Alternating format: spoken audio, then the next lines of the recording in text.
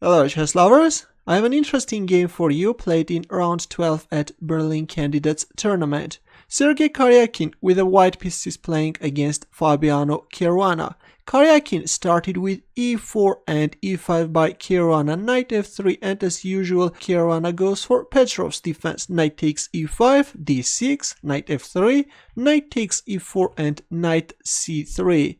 Karjakin chooses the Nimzowitsch attack, with which he had several successful wins against strong players. Knight takes c3, d takes c3, white is allowing the doubling of pawns on c file, but later white is preparing to castle queenside, and these doubled pawns give white's queenside more strength. Knight c6, bishop e3, bishop e7, queen d2, bishop e6, and white castles queenside. Queen d7, a3, h6, we see prophylactic moves by both sides, knight d4, and we see the exchange of knights on d4 square. Both players now got bishop pair. Right now the pawn on g7 is hanging. Actually black could castle kingside, but this may seem a bit dangerous. White can organize a very dangerous pawn storm on the kingside. That's why after bishop takes d4, Caruana played rook g8. Bishop e2, c5, bishop e3, d5, black is establishing these pawns on central squares, grabbing more space. f4 in return, white is also gaining some space, and after castling queenside, placing the bishop on f3 square, bishop g4. And it was in here that Sergey Karjakin made a very important decision. Instead of exchanging the bishops, he went for this mind-blowing bishop takes d5 move, going for exchange sacrifice. Bishop takes d1, rook takes d1, and after queen c7 he played c4, strengthening this bishop on d5 square. Actually, no one can kick away this bishop from d5 square, and this bishop is just shining like a sun. We see rook e8, and it turns out that already all black can do is make waiting moves. This bishop is just paralyzing black's army. Rook e8, queen f2. Now black can't even place the bishop on f6 because white is just targeting the pawn on c5, b6, which is somehow weakening the light squares. g4, bishop f6, king b1, rook d7, rook d3, black is waiting, meanwhile Karjakin is strengthening his position. g5, which is weakening Caruana's kingside too much. King a2, rook e7, queen f3, king d8. Again, black is making waiting moves, meanwhile we see bishop d2, king c8, queen f1.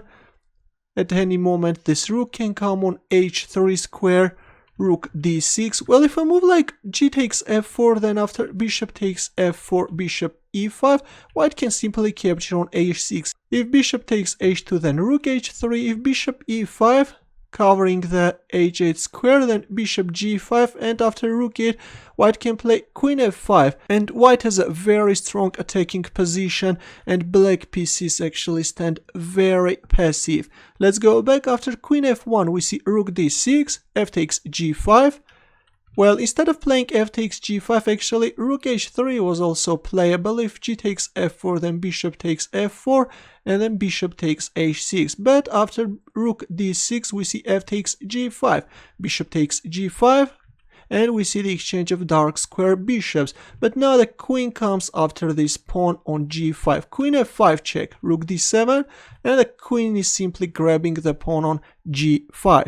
Queen e5, queen h6, king d8, g5, queen d6. Caruana is insisting on exchanging the queens, but still we see queen h8 check, rook e8, queen h4, queen g6, queen g4. Now white wants to push forward this h pawn, rook e5, and there it goes, h4, king e7, rook d2, b5. Trying to weaken this powerful bishop on d5 square, but now comes this beautiful tactical shot, bishop takes f7, queen f5, rook takes d7 check, and after king takes d7 he exchanged the queens as well. g6, king e7, coming to stop the pawn's further advancement, but now white is also capturing on b5, rook h5, c4, rook takes h4, a4, rook g4, controlling this pawn, and freeing the king a5, king d6, a6, king c7. Now black should keep the king near to these a and b pawns, otherwise there can always be b6 and a7.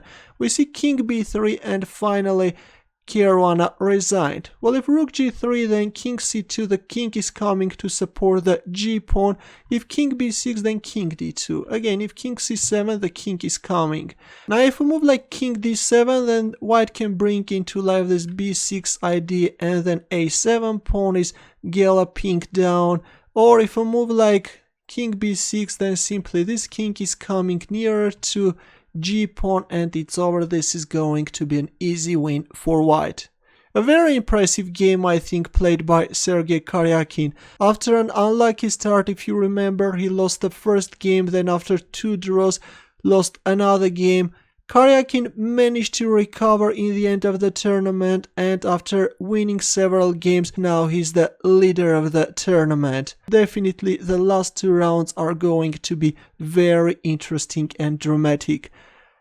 Thanks for watching, and for more games just hit the subscribe button. Good luck.